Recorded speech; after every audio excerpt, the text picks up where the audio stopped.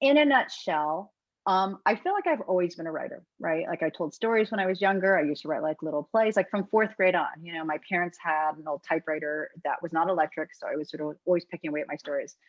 But maybe because I'm Asian, and there's always this thing about work ethic and jobs and paying for your house and things like that, I kind of felt like I didn't know anybody who was a writer, and I didn't know that you could actually maybe make money from I just didn't know anybody who could make that a career. So I went into sort of business and a corporate kind of life, and I always wrote stories on the side, but it wasn't until I was in my 30s where I was like, I think I can write a story, a novel, and I want to try. And so I tried, and it's there's a longer story there, but basically it took me 10 years to get out of my own way because I even had an agent for one of the books, and I sort of self-sabotaged that.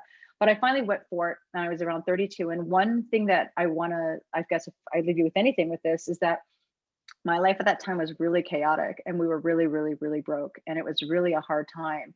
And ironically, that was the thing that got me out of my own way, because I was so busy that I couldn't talk myself out of doing this thing that was super scary. And I don't, recommend writing under stress on a regular basis, but I just feel like if you've got a really super full life right now and tons of demands, and you're like, I don't know how I can do this. I don't think I can do this. Try to carve out your room, but also trust just like what's happening in that moment. Because I took a whole year off at one point to write the novel, and all I did was burn through my savings and get in my own way and create a lot of anxiety for myself. And sometimes as writers, we are just really good at, judging our work and just messing with it. And when we were so overwhelmed, when I decided to write my first novel, I was just like, I'm just going to do it. I think I can do it. I'm just going to do it. And I did everything I could to make it good. And then I sent it out. And I did go through a regular query process, which is what you do with fiction and like memoir, to find an agent. And that took a while, but I did get an agent. The agent eventually found me a publisher. And that was sort of how my career started. So I did start in traditional publishing with what they call a big five, big six publisher, Penguin Random House. And then I actually had a book that did really well, and it sold in multiple countries. And I got paid a good advance after having been paid almost nothing for my books, but I didn't care. I was just so excited to be published. And then it was kind of a bummer because it didn't do well. And so my agents were like, oh, I'm sorry, I don't think it's going to happen. And this has happened several times in my career where I was told it was over, and I got depressed. And then I decided to pivot and make something else happen. And so that's kind of where it's been for me, where and I think that's one reason why I sort of ended up doing these new forms too. Like people say, are you a poet now, or are you an essayist now? And I'm like, no, I'm just a writer. And I think as a writer, we get to write, and we get to do whatever you feel like in that moment is the right kind of writing for you, which is one reason why I love this process that I'm sharing with you today, which, asks you a little bit to maybe shake up your definition of what form is, and maybe even what kind of writer you are, right? And I really do look at myself as a storyteller, both of fictional stories as well as nonfictional stories. So, and then I just do a lot of different things. I have, like I said, I've worked with small publishers and large publishers. So I have a little bit of all of that. Overcoming writer's block. Okay, so you're either going to love or hate what I'm about to say. So I am actually not a believer in writer's block.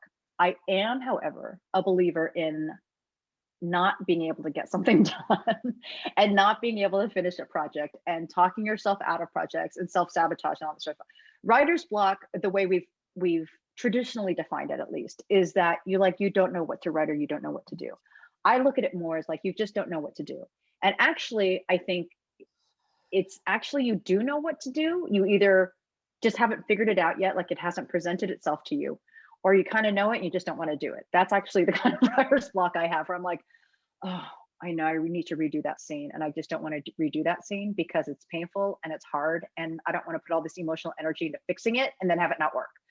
So I'd rather just not do it and talk about it and clean out my drawers, right? So for me, I feel like if you're having problems with your story or your poem or your essay or whatever it is that you're working on, that for me is a signal that you need to find another way in. So in other words, it's not that the project isn't any good or that you're not any good as a writer. It means that you just haven't found the right way into the story at this point in time that's going to keep you writing.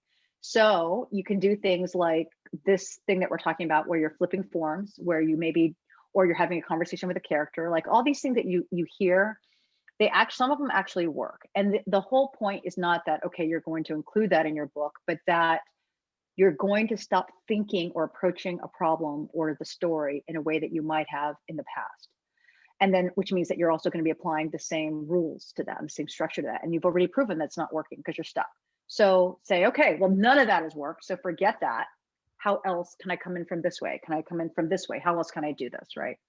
So that's sort of my thing on writer's block, is to be kind to yourself, but also tell yourself, I know how to fix this problem. I just don't know yet, but I know it's in there somewhere, and it's just my job to figure out how to like unlock that. So kind of look at it as a creative problem. So for my poetry chapbook, Other Small Histories, I wanted to write about the women in my matrilineal line. And it wasn't just my unnamed great grandmother and grandparents, my mother and myself, but it was actually my grandfather had 3 wives. And so I wrote these poems because I just really felt like there was more to this story than sort of the drama that you hear about, like, what's, you know, what's going on with that? Why were there 3 wives? And this must have been a good thing or a bad thing. And so I really wanted to create a history for some of these women who had no history at all. And actually, about 3 of these women in my family lineage, even if we're not associated or related by blood, don't even have names or date of births or even times of death or dates of death or anything like that. So I did have to take some creative liberties, and I had to imagine who these women were and who they were to me.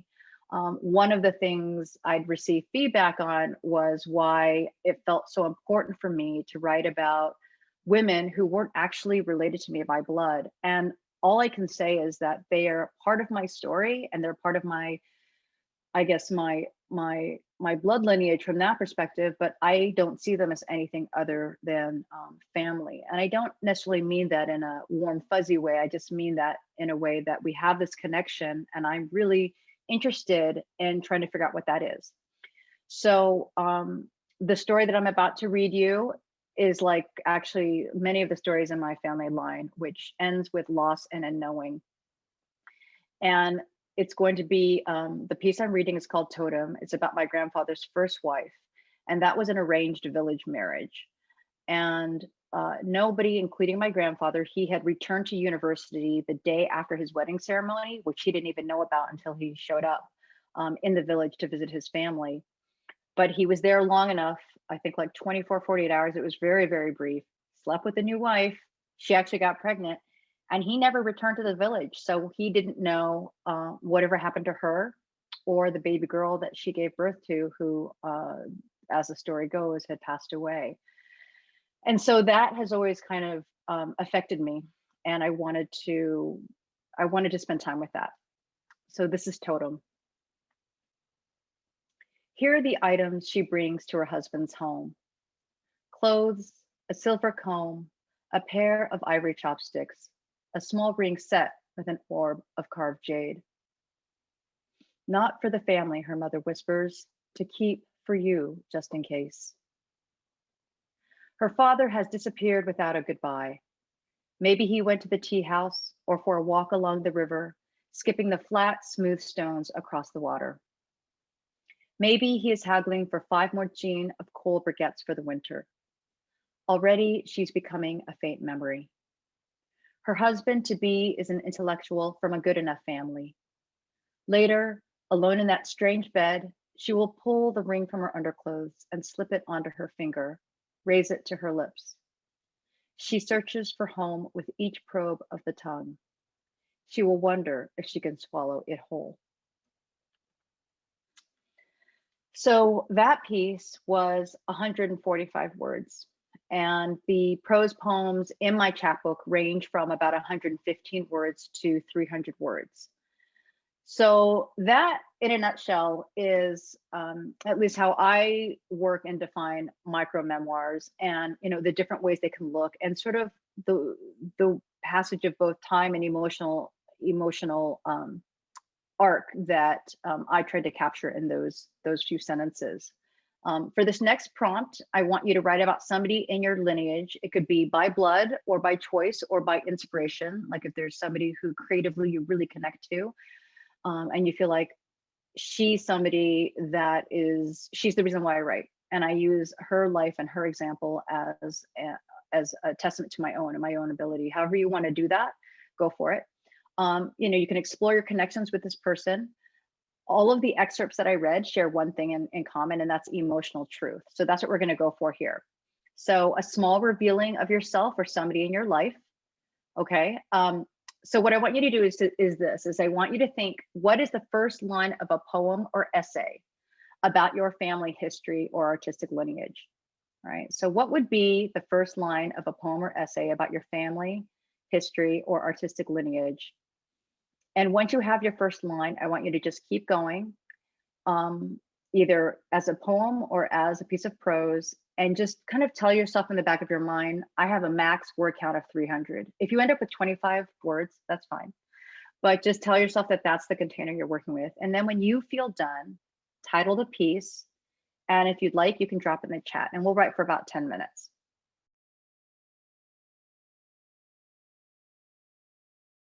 If you wrote a poem in the last exercise, I want you to take a few minutes to revise it into an essay. So even if you're a poet and all you do is poetry, for the sake of this exercise, and just consider this as part of sort of the revision process and another way to look at your own words differently, take the poem into a prose form. Try to make it into an essay, a small micro essay. If you wrote a micro essay or more prosy type narrative in the last exercise, I want you to actually try to revise it into a poem or whatever your definition of a poem might be. So maybe you're going to add in certain kinds of line breaks. Maybe you're going to add in a little bit more white space. If you're writing by hand, of course, or just typing in a notepad, then just do whatever works best for you. But that would be your assignment for the next 10 minutes, about 9 or 10 minutes, which is to do a revision of that first piece, but in a different form.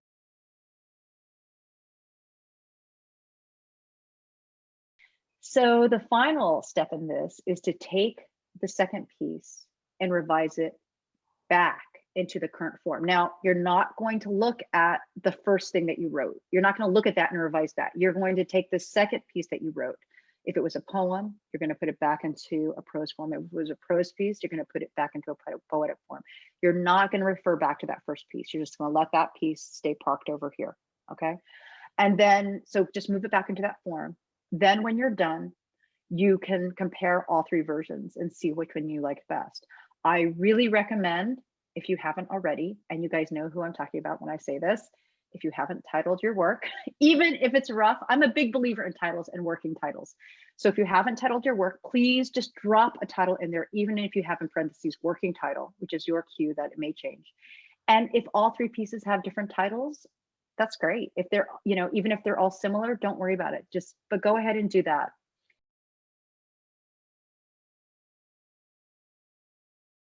Bravo, Darien! Thank you. It's so You're literally so great, thank by the you. way. Just wanted to say that.